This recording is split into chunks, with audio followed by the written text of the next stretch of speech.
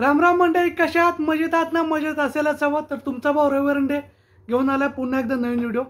तर मंडळी, तुम्ही थंबनेल पाहिला असेल. आजच्या व्हिडिओमध्ये आपण काहीतरी वेगळं बघतोय, जे कदाचित याच्या अगोदर तुम्हाला कोणत्या दुबईच्या एखाद्या यूट्यूब चॅनलवरती पाहायला मिळालं असेल, की जे हमाल कामगार असतात त्यांना दुबईमध्ये खरंच येणं चांगलं आहे का? म्हणजे नाही का, ज्यांचं एज्युकेशन कमी असतं आणि जे आपल्या इंडियामध्ये हमाली काम असं करतात, ते इकडं आले तर त्यांना किती पगार मिळू शकतो किंवा काय, त्याबद्दल आपण या आजच्या व्हिडिओ जाणून घेणार आहोत.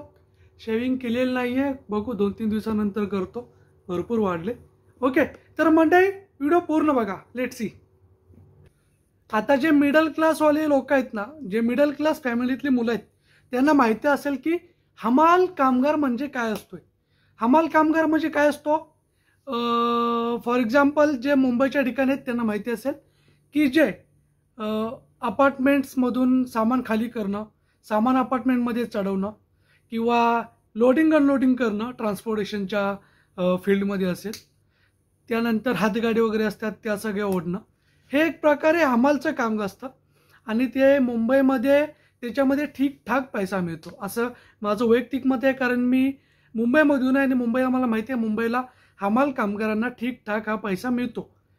तर इंडियामध्ये साधारणतः म्हणजे ॲव्हरेज मला वाटते 20 ते 30 हजाराच्या दरम्यान, मी ॲव्हरेज सांगतोय, कदाचित त्याच्यापेक्षा जास्त सुद्धा असू शकतं. जे हमाल कामगारामध्ये काम करतात त्यांना तेवढा पगार हा इंडियामध्ये ॲव्हरेज मिळून जातो तेवढा. आणि त्याच्यामध्ये त्यांना त्यांचं बाकीचा एक्सपेन्स असतोय. एक्सपेन्स म्हणजे काय, समजा एखादा हमाल आहे, तो फॅमिलीसोबत राहतोय आणि त्याला महिन्यात पगार त्यांचा काय असते त्यांचं डिपेंड करतं.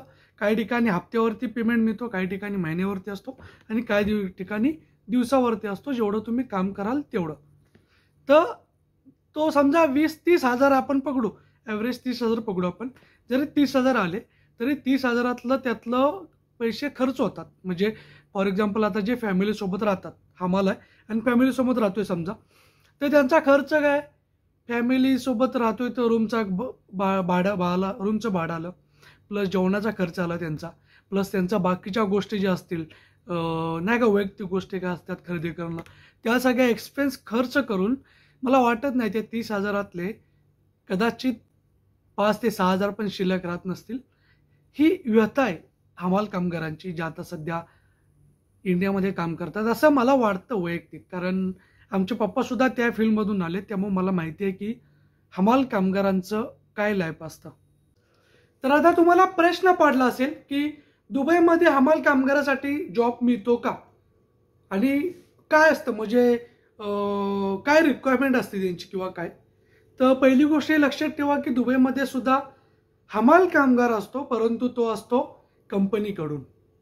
जसं आपल्या इकडे आपला शेट असतो, तर त्या प्रकारेच इकडं कंपनीतर्फे आपण लागतो. म्हणजे एक प्रकारे आपला जो शेट असतो ती आपली कंपनी असते, कंपनीचा जो एमडी असेल तो. तर तिकडे कंपनीद्वारे हमाल कामगारामध्ये घेतले जातं.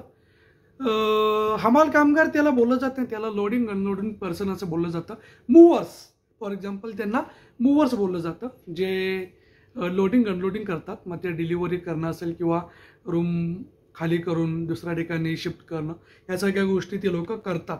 ते करतात मूव्हर्स, त्यांना मूव्हर्स बोलतात. आपल्याकडे त्याला पण हमाल कामगार बोलतो.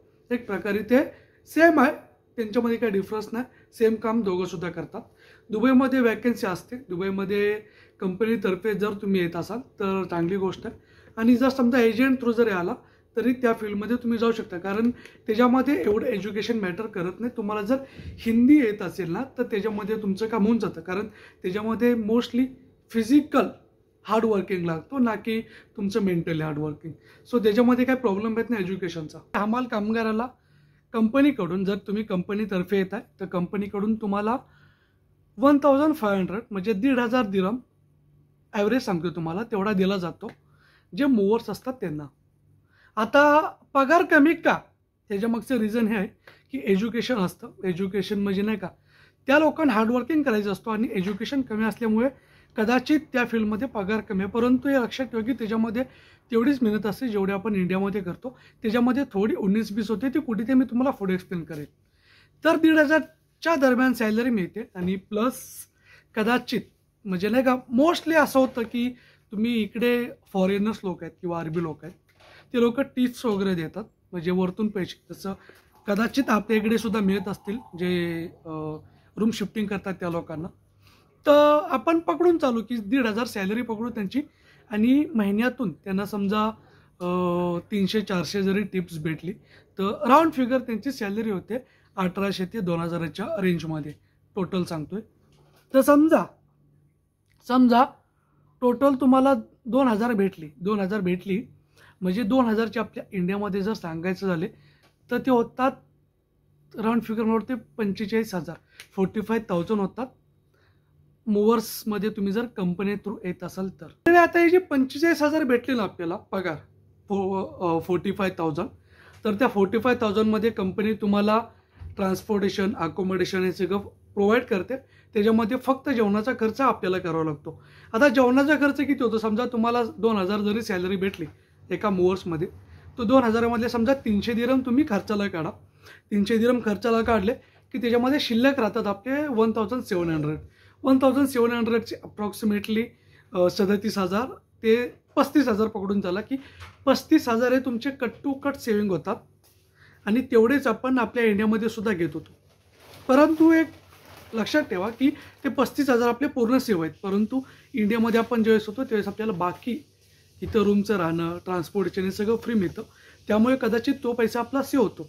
समजा 35,000 जरी झाले तरी समजा तुम्ही तुमची फॅमिली आहे समजा इंडियामध्ये, आता जे हमालीमध्ये येतात ते 100% जे मॅरिड असणार, समजा तुमची फॅमिली आहे, त्या फॅमिलीसाठी तुम्ही काय कराल, फॅमिलीसाठी समजा 35,000 आले तर फॅमिलीसाठी 10,000 जरी पाठवले तरी तुमचे आरामात 25,000 महिन्याला सेव्ह होतात. एका मूवर्सचे, एका हमालदाराचे 25,000 महिन्याला सेव्ह होऊ शकतात दुबईमध्ये. जे हुशार आहेत ना, समजा जे हुशार आहेत खरंच, ते काय करतात माहिती आहे, दुबईला येतात, दुबईला आल्यानंतर ना स्वतः सुरू करतात. जसं आपल्या इंडियामध्ये काही लोक करतात ना, स्वतः टेम्पो घेऊन सुरू करतात किंवा काय ट्रान्सपोर्टेशन मूवर्स, म्हणजे ना का आपण स्वतः टेम्पो घेतो आणि पार्सल वगैरे डिलिव्हर करायला सुरू करतो, तीच कंडिशन इकडे सुद्धा काही करतात. काय करतात, स्वतः टेम्पो घेतात विकत आणि लायसन्स वगैरे करतात, आणि त्यानंतर स्वतः लोडिंग अनलोडिंग करतात, म्हणजे टेम्पो त्यांचाच, त्याच्यानंतर लोडिंग अनलोडिंग करायला पण तेच, म्हणजे पूर्ण पैसा त्यांचा सेव्ह होतो. ही झाली त्यांची गत जे बिझनेस करण्याच्या दृष्टिकोनातून येतात. परंतु जर आपल्या साध्या लोकांचं सांगायचं झालं तर तुम्ही अशा प्रकारे येऊन पैसे सेव्ह करू शकता दुबईमध्ये एका हमाल कामगाराला. आता जे हमाल कामगार आहेत, हमाल कामगार सारखं बोलू नये. समजा ज्यांना माहिती आहे, जे व्हिडिओ बघतायत त्यांना माहिती असेल की आपण इंडियामध्ये समजा नाही का लोडिंग अनलोडिंग करतो, तर 10 मध्ये 5 अशा बिल्डिंग येतात की तिथे स्टेअरकेसने सामानावरती चढवावं लागतं, का तर तिथे लिफ्ट नसते. अशा भरपूर बिल्डिंग आहेत, ज्या जुन्या बिल्डिंग आहेत त्याच्यामध्ये अशी कंडिशन आहे.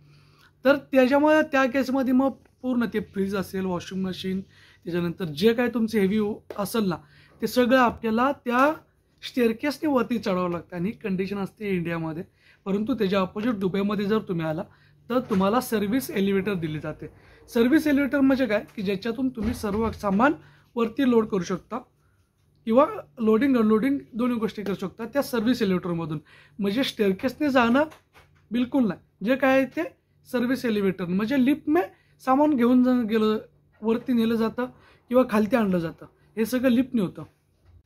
तर मंडळी, मला हेच तुम्हाला व्हिडिओ सांगायचं होतं की जर समजा तुम्ही हमाल कामगारामध्ये येता तर ह्या काही गोष्टी आहेत त्या क्लिअर ठेवल्या पाहिजे, जेणेकरून तुम्हाला कळेल. आणि मला सांगायचं, जर तुम्हाला समजा 30,000 पगार मिळून समजा इंडियामध्ये फॅमिलीसोबत जर राहत असाल आणि तुम्हाला त्याच्यामध्ये सुख मिळत असेल तर नका बाहेर पडू, कारण काय अर्थ नाही.